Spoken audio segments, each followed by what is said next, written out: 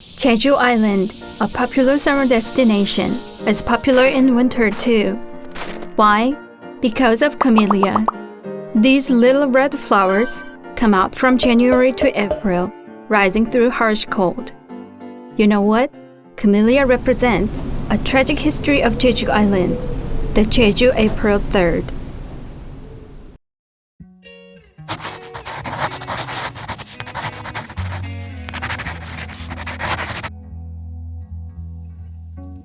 Jeju April 3rd lasted from 1947 to 1954, 7 years.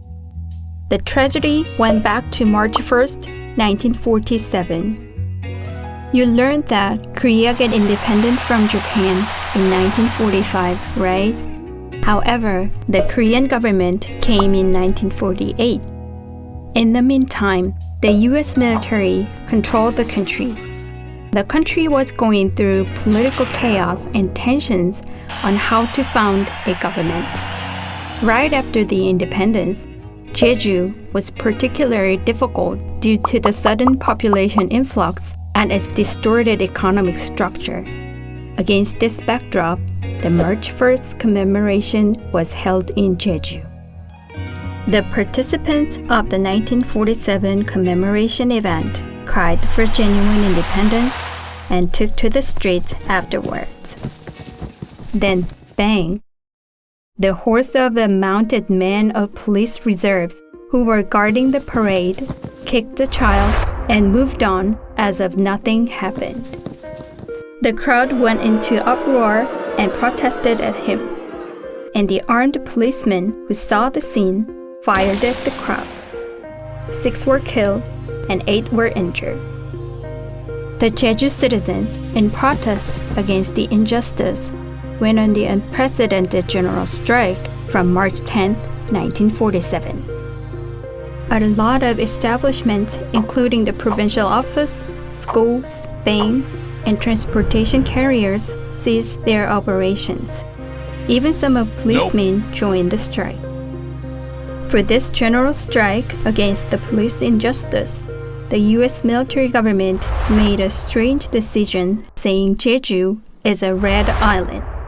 They decided that the Jeju people were communist sympathizers. Pressure from inside and outside mounted on Jeju. This time around, the Seobuk Young Men's Association made presence in the island. The association members went reckless and brutal against Jeju people. Amid high tension in Jeju, the general election by South Korea alone came near despite much opposition from Jeju people and the South Korean Labor Party.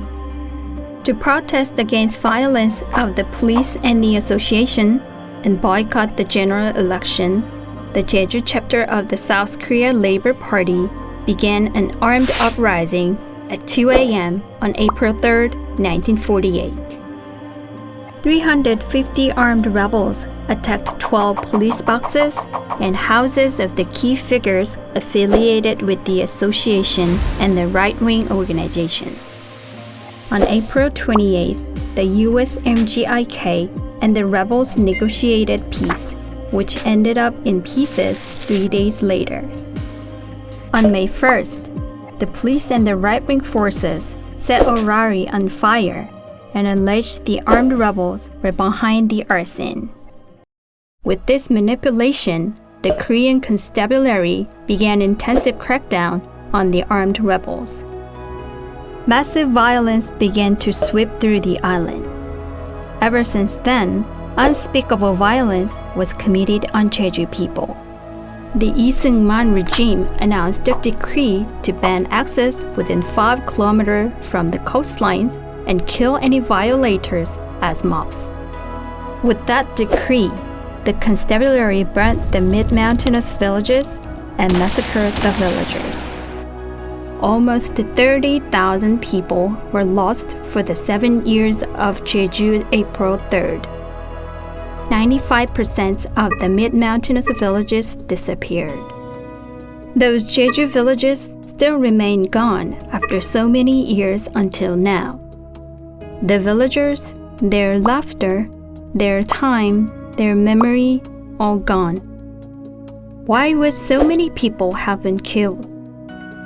This is the history that we must remember.